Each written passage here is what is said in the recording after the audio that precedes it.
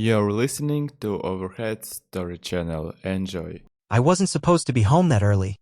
My flight from Seattle got canceled last minute, and instead of waiting around in the lounge for another connection, I caught the first one out. I didn't tell Gina, partly because I wanted to surprise her, partly because I missed her. We'd both been running on fumes lately, me with the aerospace contracts, her with the wellness coaching thing she was building. I thought maybe if I walked through the door in the middle of the afternoon with takeout from her favorite Thai place, we could sit, talk, maybe remember who we were before the calendar ruled our marriage. But I walked into something else entirely. The second I opened the door, I knew. The house was quiet, unusually so. Gina always had music on, some playlist, a podcast, her soft voice trailing behind whatever audio filled the space. This time, nothing. Just silence. It was eerie still. The first thing I noticed was the smell, cologne. Not mine. Subtle, musky, and definitely not one I recognized. The kind that lingered like it owned the place. Then the living room came into view. That's when the questions started forming too fast for me to answer. 2 champagne glasses on the coffee table, still wet. A mostly empty bottle of Veuve next to them. A throw blanket twisted halfway off the couch cushion. A single black button lying near the rug, too small for any of my suits but thick enough to belong to a men's shirt. And there, almost ceremoniously placed near the edge of the ottoman, was a man's leather glove. Black. Worn like it had seen years of use. Not mine. I stood in the doorway for a full minute, my hand still gripping the suitcase handle. My brain tried to make sense of it. Maybe she had a friend over? Maybe a client? But no, we didn't keep champagne stocked unless we had something to celebrate. And Gina didn't drink during her workday. She prided herself on clean clarity, whatever that meant. And there was no celebration on the calendar. No friends she'd mentioned visiting. Nothing in our texts. Nothing at all that could explain what I was looking at. I didn't move. Not until I heard her footsteps. She came down the hallway in a rush, her hair slightly messy, her blouse wrinkled around the collar like it had just been thrown back on. Her face froze the second she saw me. Eyes wide. Lips parted. A flicker of panic so fast it might have gone unnoticed if I wasn't watching for it. Then, like a switch flipped, she smiled. "Trevor," she said, voice bright. "What are you doing home? Flight got canceled." I grabbed the next one back. I kept my voice level, calm. "Landed around 2. Figured I'd surprise you." Her eyes flicked, first toward the couch, then to the glove. A heartbeat later, she was moving, stepping in front of me, laughing nervously. "You scared me," she said. "I wasn't expecting you. I was just watching something on Netflix. Got lazy. The place is a mess." She was talking fast, over-explaining. And when she leaned in to kiss me, her mouth felt tight, like it didn't want to touch mine but was obligated to. I nodded, stepping past her. "Set my suitcase by the stairs." "That's a nice surprise," she said again. Then her tone shifted, subtle, sharp. "But you could have called first. I mean, it's a little weird just showing up like that." There it was. The redirect. The classic Gina maneuver, spin the situation before I could ask any questions. Make it about boundaries, about control. Like I was the one acting suspiciously for arriving unannounced to the house I helped pay for. "Sorry," I said, not breaking eye contact. She smiled again, tighter this time. Then bent to gather the glasses and the button in one sweep, pretending not to notice the glove. She carried everything to the kitchen. I heard the sink running, the clink of glass. I walked over to the glove. Picked it up. Worn leather. Too large for my hand. A faint scent of that same cologne on it. I turned it over in my palm, quietly, methodically, then placed it back where I found it. When she returned, her phone was in her hand. She slid it into the pocket of her yoga pants the second she saw me watching. I noticed the way her fingers hovered near it, like a reflex. Like if I asked, she'd already have a reason why I shouldn't look. "So, what do you want to do tonight?" she asked. Her voice was gentler now, rehearsed. I looked at her and felt something twist inside me. This was a woman I had known for 10 years. A woman who once told me every secret she had. And yet, standing in front of me now, she felt like a stranger in my own home. "I'm pretty tired," I said. "Might unpack, catch a nap." "Oh. Okay." She nodded, then added, "Well, if you're going to rest, I'll hop in the shower. I've been in cleanup mode all day." She left before I could say anything else. The sound of the bathroom door closing echoed down the hall. A lock clicked into place. I didn't move. Just stared at the couch, at the impression of her body still pressed into the cushions. 20 minutes passed before she emerged again, clean, hair damp, face fresh with new makeup. She wore one of the soft sweaters I'd given her last Christmas, her favorite perfume misted just enough to change the atmosphere in the room. She sat beside me on the couch and curled up like nothing had happened. Like I hadn't arrived home early. Like the glove hadn't been sitting there in plain view. Her phone buzzed once in her pocket and she didn't flinch. Just pulled the throw blanket over her legs and leaned into me like a woman with nothing to hide. "You okay?" she asked, kissing my shoulder. I nodded. "Yeah. Just tired." She stayed quiet for a beat. Then added, "I'm glad you're home." I didn't answer. Just let my arm rest lightly around her, eyes fixed on the television screen even though I wasn't watching.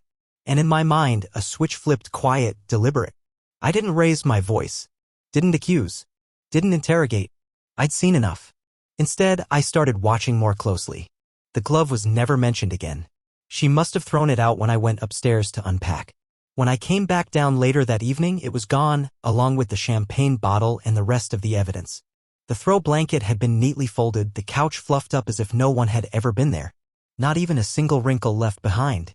But something had shifted in me. I didn't say anything to Gina. I didn't accuse her. I didn't ask about the glove. But from that moment on, I started noticing things that I'd once let slide. The next day, while she was out running errands, I sat in my home office, flipping back through the past few months in my head like a highlight reel of things I'd chosen not to see. The late-night calls she took on the patio, always stepping out with a glass of wine and a blanket, whispering into the phone just loud enough that I could hear the tone, but not the words. The women's growth circle she joined 3 months ago, weekly meetings that always seemed to take place near downtown hotels, despite the fact the group supposedly met at someone's house. The earrings I gave her for our anniversary that mysteriously disappeared a week later, only to show up in a photo posted by a mutual acquaintance on someone else's nightstand. And then there was the photo. That one had bothered me more than I admitted to myself at the time. Gina told me she'd been stuck in traffic on her way home from a client dinner. She sent me a quick picture from the cafe she'd stopped at while waiting it out. "Just me and a book," she'd texted. But I remember zooming in on that photo weeks later, feeling something was off. In the blurry reflection in the window behind her, there was a figure. Tall, male, sitting at her table. Not clear enough to prove anything, but there. Back then, I chalked it up to paranoia. Gave her the benefit of the doubt. After all, people walked past windows all the time. Reflections played tricks. Right? Now I wasn't so sure. I started writing things down. Just facts. Observations. Times. Places. What she wore. Who she mentioned. It felt ridiculous at first, like I was a detective in my own life. But I couldn't keep relying on memory anymore. I needed something concrete. I went out and bought a leather notebook, plain and unmarked, and began documenting anything that raised a red flag.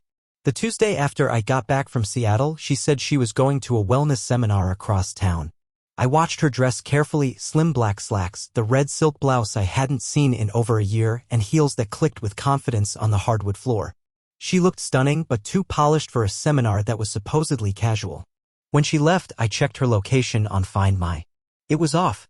Disabled. That was new. I didn't confront her about it. I just made a note in the notebook, Find My disabled for the first time. Departed house at 6:17 p.m. Outfit. Red silk blouse, black slacks. Event, wellness seminar, unconfirmed. The lies weren't even clever. They were just buried in noise, routine, habits, half-smiles, and sweet kisses on the cheek that now felt more like distractions than affection. Like sleight of hand in a magician's act. I started to test her stories. One night, she told me she was meeting her friend Olivia for drinks. Girl time, she called it, brushing her fingers through her hair as she tossed on a light jacket. I waited 15 minutes after she left, then texted Olivia. Casual. "Hey, could you ask Gina to grab almond milk on her way home?" I forgot. Olivia replied 2 minutes later. "She's not with me tonight. Thought she was home with you." That night, Gina didn't come home until almost midnight. Claimed Olivia had too many margaritas, so she stayed to make sure she got an Uber safely. I didn't ask. I just nodded. Wrote it down, claimed to be with Olivia. Confirmed lie. Arrival time. 11:46 p.m. The more I observed, the more the pieces started fitting together. Little comments from friends that made sense only in hindsight. The necklace, she said, was a gift from a client. But when I'd asked which one, she'd stumbled. "You don't know her," she'd said, eyes darting like she was trying to invent someone on the spot. The perfume that showed up on her skin one day that I didn't recognize. Strong, woody, masculine. I had asked about it, thinking maybe she'd been testing a new scent at a department store. She said she'd spilled someone's cologne sample at the gym. Strange story. And she didn't go to that gym anymore. Perfume. Foreign. Claimed incident at gym. Timeline inconsistent with cancelled gym membership. See June's statement. It all pointed to the same conclusion. Gina wasn't just hiding something. She was building a second life. And she didn't expect me to look closely enough to see it unravel. So I adapted. I began checking timestamps. Phone usage. Comparing the time she said she'd left places to traffic patterns on Google Maps. Matching receipts to bank records. Checking her stories against the truth became second nature. One morning, while she was in the shower, I checked her purse. I'd never done that before. It felt invasive, and I hated the part of me that felt justified. But I did it anyway. Inside, I found a small cosmetics pouch with an extra phone. A burner. No case. No lock screen. Just a handful of texts, and all of them from the same number, no name saved. I didn't recognize it. But the messages were, int asterisk mate. Last night was everything. Can't stop thinking about your laugh. You left your glove. Don't worry. I kept it safe. I nearly dropped the phone. The glove. The one I found. The one she'd silently made disappear. I took photos of the screen with my own phone and placed the burner back exactly where I found it. Later, I deleted the sh*ts from my camera roll and uploaded them to a hidden folder in my cloud drive. When I confronted her one night, gently, about how disconnected we'd felt lately, she smiled and brushed it off. It's just stress, she said. You're busy. I'm busy. We'll fix it. And then she kissed me. That night, she fell asleep beside me, arms around my chest like nothing was wrong. But I stayed awake, staring at the ceiling, replaying every moment from the past year, realizing that maybe the biggest lie wasn't what she'd done. It was what I'd chosen not to see. By the third week, I didn't feel anger anymore, just a cold, methodical focus. I knew something was going on. I had the burner phone, the glove, the texts, the lies. I didn't need a confession. What I needed was the kind of proof that couldn't be explained away by charm or crocodile tears. So I made a plan. I told Gina I had a conference in Houston, an overnight thing Friday to Saturday. Some talk on aerospace propulsion and clean combustion systems. I'd even printed a fake itinerary and left it on the kitchen counter in plain view. She barely looked at it. You'll be gone both nights? She asked, pretending to hide her disappointment behind a sip of wine. Just Friday night, I said. I'll be back Saturday afternoon. She nodded slowly. Well, maybe I'll take a self-care day then. Just stay in bed, read, do face masks. Sounds good, I told her. But I never left Austin. That Friday afternoon, I packed a small overnight bag, tossed it into the back seat of a rented sedan, and parked it 2 blocks over from the house. I waited for Gina to leave first. Around 6, she came down the stairs in a red dress I hadn't seen in over a year, the same one she used to save for special anniversaries. It was short, form-fitting, the kind of thing that turned heads when we walked into restaurants together. She didn't see me. She called a cab. I watched from down the block as she stepped out of the house, adjusting her lipstick in the car window before getting in. She looked euphoric. I started the engine and followed, far enough back to stay unnoticed. She didn't go to a spa or a girls' night or a dinner downtown. The cab pulled up to a quiet residential street on the outskirts of town, one I didn't recognize. Upscale homes, gated driveways, trees thick with privacy. She stepped out and walked to a door that opened before she even knocked. A man stood in the doorway, tall, broad shoulders, white button-down shirt, probably the one missing the button I found weeks ago. He smiled when he saw her. She smiled back, wider than I'd seen her smile in months. He kissed her cheek, then her lips. She walked in like she belonged there, and the door closed behind them. I stayed parked on the opposite side of the street, my hands gripping the steering wheel like it was the only thing keeping me grounded. I didn't move for a long time, just stared at the house, the glowing windows, the silhouette of them moving through the front hallway together. It wasn't just the betrayal. It was the ease, the comfort, like they'd done this before. At one point, they stepped into view through a large bay window, her laughing at something, wine glass in hand. He was behind her, arms around her waist. It was int**mate. Familiar. There was no guilt in her body language, no hesitation, no flinch when he leaned in and kissed her neck. I felt my throat tighten, but not with rage, with clarity. This was it, the answer to every question. No more suspicion, no more mental gymnastics, the truth in real time, unfolding behind a pane of glass. I raised my phone and took the first photo, then another, then video, not to expose her, not yet, but because some truths demand witnesses, even if that witness is only me. I stayed in that car until after midnight. At some point, the lights in the house went off one by one. Their silhouettes disappeared from the living room, then the kitchen, then the upstairs window. I imagined them curled up in bed, asleep, her head on his chest, the same position she used to rest against me on Sunday mornings. I drove away. Back in the city, I checked into a hotel. Not because I needed to, my apartment downtown was ready, but because I wanted one night to myself. One night to sit with what I knew, alone, anonymous. I lay on the bed, the lights off, staring at the ceiling, trying to figure out what I felt. Strangely, it wasn't heartbreak. It was relief. Not because I didn't love her. I had, deeply. But because for the first time in months, I wasn't drowning in uncertainty. I knew. And once you know, you can begin. The next morning, I returned home before she did. I showered, shaved, made coffee. By the time she walked through the door around 9 a.m., I was sitting at the kitchen table reading emails. She came in wearing leggings and a hoodie, hair pulled into a bun, like she just returned from a casual sleepover at a friend's. Her performance was flawless. "Morning," she said, smiling and dropping her bag on the floor. I looked up, nodded. "Morning. How was your night?" "Oh, you know," she said, stretching. "Long Liz broke down crying about her ex, so I stayed with her. I hope that's okay." I smiled. "Of course. That was kind of you." She walked over and kissed my cheek. "Missed you. Missed you too." We didn't talk much the rest of the morning. She went to take a nap.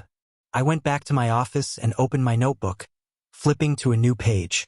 Friday, 6:03 p.m. Gina departs via cab. Red dress. Arrives at 6:38 p.m. to private residence. Man opens door. Physical affection observed. Overnight stay confirmed. Below that, I pasted one of the printed photos. In the image, she's smiling in profile, her hand on the man's chest. He's holding her close. Behind them, the soft blur of lamps, a glass of wine catching the light on the table beside them. It looked like a painting. Beautiful. Devastating. Final. The truth didn't demand an argument. It didn't require a confrontation. It just was. And I had it. By Sunday, I had already made up my mind. Gina's betrayal didn't hit like a thunderclap. It was more like standing in the rain and only realizing you were soaked after an hour. I wasn't interested in screaming matches or confrontations. I didn't need tears, explanations, or a roundabout apology she didn't mean. What I needed was an exit plan. And that's exactly what I started building. I began where it hurt the most, the finances. Our accounts had always been transparent, or so she thought. She had access to our joint checking and the household savings account, but she didn't know about the others. I had accounts in the company's name, investment portfolios, digital assets stored across platforms she didn't have passwords to. Over the years, I'd been careful, perhaps too careful, about maintaining separate spheres, a habit left over from my early startup days when personal and professional survival depended on sharp boundaries. Now, that caution was paying off. I spent a full day in my office reviewing every account, asset, and shared subscription. I compiled a full report of what needed to be severed and when. I called my financial advisor and attorney on Monday morning and told them everything. Factually, cleanly, no drama. They didn't ask for details, just got to work. First move, I locked her out of the joint savings account. She wouldn't notice right away. I left the checking account untouched. Let her have groceries and yoga classes while I quietly closed the gates. Next, I began untangling her from my company. Years ago, when things were good and I believed in forever, I had given Gina a symbolic stake in one of my holding companies. Nothing controlling, but enough to claim spousal benefit packages. That ended now. I drew up the paperwork to reassign those shares back to myself. I removed her from internal systems, emails, and employee directories. It would take a week to finalize, but the pieces were moving. Meanwhile, I leased a loft apartment in the heart of downtown. It wasn't flashy, modern, simple, furnished with just enough to feel intentional. I used a business entity to sign the lease. The building manager didn't ask questions and I paid the deposit in full. Utilities? Set. Internet? Installed. New mailing address? Registered. I didn't move in right away. Instead, I began transferring things over slowly, one duffel bag at a time. The hard drives. My watch collection. My passport. The leather notebook. I packed the sentimental items too, the ones she'd never noticed were missing, the photo of my dad and me fishing on Lake Travis, the cigar box full of letters from my college days, the mug from my first launch meeting. I'd return home each evening like nothing had changed. Gina never noticed. She was too busy pretending. The lies got more elaborate as the days passed. More self-care retreats. More late-night calls she stepped outside to take. One night, she said she was headed to a sound bath at a retreat center in Westlake. I nodded and kissed her cheek as she left. Then I opened Find My. She forgot to disable it that time and watched as her dot moved east, not west. I didn't follow. I just noted the address and added it to the folder. We became actors in a play we both refused to end. She'd bring home coffee for two, ask how my day was, even make dinner like nothing had shifted. I'd smile, ask about her clients, and wash the dishes afterward. But the performance was ending soon. I knew when the curtain would fall. The night before my final move, I stayed up late in the downtown loft. Rain tapped against the windows and the city glowed in its usual electric hum. I sat on the balcony with a whiskey in one hand and the notebook in the other, flipping through the evidence. The timestamps, the lies, the receipts. Not because I needed to revisit the pain, but because I wanted to be sure I hadn't missed anything. Closure didn't need to come in a dramatic speech. It just needed to be complete. The next morning, I executed the final steps. First, I contacted our utilities and removed her as an authorized user. Then, I scheduled the delivery of a small moving pod to be dropped in the driveway next weekend, anonymously, through a third-party broker. I filed a change of address request with the post office. I set up a private mailbox. I created a new email address. I pulled my name off every document tied to her home. By noon, I was done. When I walked back into the house that day, Gina was sitting at the kitchen island scrolling on her phone. She looked up with a smile. "Hey, babe," she said casually as if she hadn't just lied to me for months. "Hey," I replied, hanging my keys where I always did. "What's for dinner?" "Thinking stir-fry," she said. "Or maybe we can order in." "Sounds good." I leaned against the counter, studying her. She looked peaceful, unbothered. She'd grown comfortable again. Thought the danger had passed. Thought I'd either believed her stories or didn't care enough to question them anymore. She had no idea she was living in the shell of a life that was already gone. That night, we ate together, watched half an episode of some reality show she liked, and went to bed without a fight. She curled against me, body warm and familiar, and I let her. Not because I wanted comfort, but because I wanted to remember what it felt like just once more. The next morning, I left before she woke up. My watch ticked quietly as I slipped out of bed and gathered the last of my things. I didn't write a note. I didn't leave a dramatic message. I just packed a single carry-on bag, walked through the front door, and didn't look back. By the time Gina opened her eyes, I was gone. And by the time she figured it out, everything else would be too. 2 weeks passed. I didn't hear from Gina at first. She assumed I was away on work again, probably in Houston or LA or Berlin, some project I'd forgotten to mention. She texted a few times, casual things. "Don't forget to hydrate. Hope you're sleeping okay. I'm thinking of trying that vegan Thai place we talked about, you in?" I didn't reply. She didn't panic. Not yet. Gina was good at rationalizing things when they fit her version of reality. She probably told herself we were having a cooling-off period, maybe even that I was sulking in silence. She had no idea I'd already severed every connection except the illusion of my presence. Meanwhile, I waited for the perfect moment. It came when I saw the flyer. A colleague forwarded it to me without comment, a digital announcement for a professional leadership conference in San Antonio. Cultivating Modern Relationships, Personal Wellness in the Digital Era. Gina was listed as a keynote speaker. Her title? Relational Integrity Advisor. The irony made me laugh out loud. She was representing the same wellness collective she'd used as her excuse for countless late nights. Her topic? Honesty in modern relationships, bridging the divide between vulnerability and accountability. You couldn't script it better. I RSVP'd as a guest. The event was open to professionals in corporate development, coaching, and HR. My name on the attendee list wouldn't raise any red flags. But I didn't go to network. I didn't go to listen. I went with a USB drive. On it were 7 files, for photos, 2 short videos, and 1 PDF, a neat, timestamped log of the last 6 weeks. The photos showed Gina arriving at the house of her lover. The videos captured her walking inside, the embrace, the kiss, the lights shutting off. And the PDF laid it out clearly: date, time, location, discrepancy. I dressed sharp that day. Black suit, subtle tie, clean-shaven. I didn't want to look vindictive. I wanted to look composed, controlled, unshakable. The conference hall was inside a luxury hotel just off the river walk. I arrived 10 minutes before her session began. She was already on stage when I entered, her hair curled, her voice smooth and measured as she addressed the room. She was good. I'll give her that. Confident, animated, poised. She walked across the stage with a click of heels and a smile that had probably charmed dozens of rooms by now. You can't have an asterisk Macy without honesty, she said. You can't build trust on silence. People nodded. Some took notes. A few even clapped. I sat near the back, still, patient, waiting for the cue. 15 minutes into her talk, during the portion she called Practical Applications of Radical Transparency, I quietly stood and approached the AV booth. The man managing the slides wore headphones and didn't notice me until I tapped his shoulder. Sorry, I said quietly. I'm with the keynotes team. She asked me to swap in a last-minute visual aid. It's on this. I held up the USB drive. He hesitated. She didn't say anything. She must have forgotten, I said, calm and firm. She's on stage, can't exactly text now, right? It's under the folder marked supplement.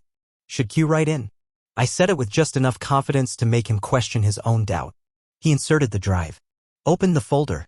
I nodded toward the main screen. Play the first video. He clicked. On stage, Gina was mid-sentence when the slide behind her flickered. She turned, expecting a graphic or a quote. Instead, the video filled the screen, her standing at the doorstep of that house. The man opening the door. Their arms wrapping around each other. The long kiss. The room fell dead silent.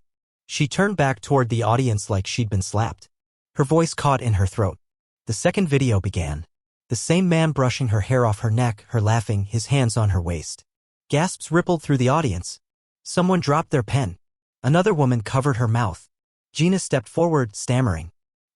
This isn't. But it was. She looked toward the AV booth.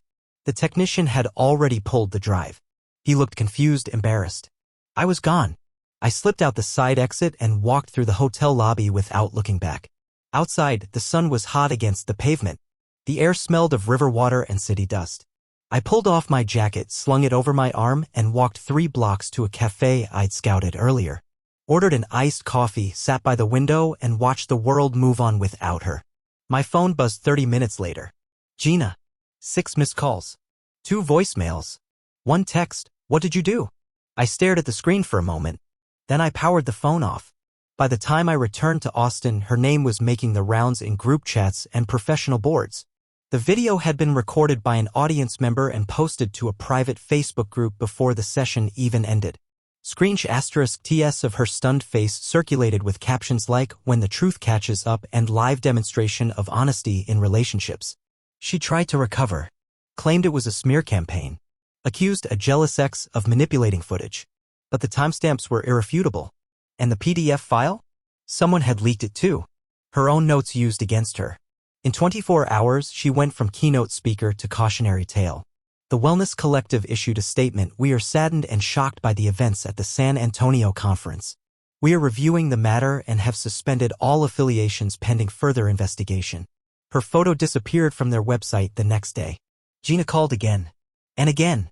I didn't answer. She texted me a paragraph the length of a novel. Accusations, pleadings, bargaining, denial. I ignored it all. There was nothing left to talk about. When you expose a lie, it doesn't just unravel, it detonates. She had built a life on appearances. She wanted applause, validation, the illusion of depth without the discipline. Now, the curtain was down and the audience had left the theater. I never expected to find joy in her downfall. But I did find peace. Because in that moment, watching her on that stage frozen in the glare of her own hypocrisy, I realized something simple and powerful. She had played her part, and I had exited mine. In the weeks that followed the conference, Gina's world began to collapse quietly at first, then all at once. Her job with the wellness group? Gone. They didn't even wait for a formal review. One of their board members messaged me privately. "We're horrified. Thank you for protecting others." I didn't reply. I didn't need thanks. I just wanted it to be over. Next came the nonprofit boards. She'd always loved being introduced at events. "This is Gina Blaine, relationship mentor and advisor on emotional intelligence." But they dropped her quickly. Reputation was everything in those circles, and scandal, even a whiff of it, was toxic. Her close friends stopped answering her texts. Some quietly unfollowed her on social media. Others were more blunt. One even posted a vague quote about knowing someone for years and then seeing who they really are. Even her parents, who'd never liked me, ironically sent her a cold, typed letter. I didn't read the whole thing, but I saw it on the kitchen counter before I left for good. It started with, "We are disappointed in your recent choices." The house, the one she thought of as hers, wasn't in her name. Technically, it was leased through a shell company tied to my firm. When the termination notice arrived, I'm sure it caught her off guard. She had 30 days to vacate. No extensions. The morning I returned to finalize my departure, she was sitting on the back patio in the same robe she'd worn when we first moved in. She looked smaller, somehow less polished, less invincible. "I don't have anywhere to go," she said, eyes red, voice hollow. I didn't respond. I packed the last of my things and left without a word. I wasn't being cruel. I was being done. 2 years passed. I moved to Atlanta, opened a new research hub with 2 partners I trusted, and split my time between Singapore and Berlin. The work was good. Challenging. Honest. There was no Gina in it. Her name came up once in a group chat when someone forwarded a photo taken near a grocery store in Dallas. A woman slouched near the entrance, holding a cardboard sign that read, "Looking for work. Will help with errands." Discreet. It was her. She was thinner, older somehow. Not from age, but from exhaustion. From running. I didn't reply. I didn't ask questions. I closed the message and kept walking. That moment didn't fill me with triumph. It didn't sting either. It simply confirmed what I already knew. I was free. Not just from her, but from the version of me that stayed too long, tried too hard, gave too much to someone who had already checked out. Freedom didn't look like revenge. It looked like peace. And peace, I learned, is loudest when you no longer need to speak.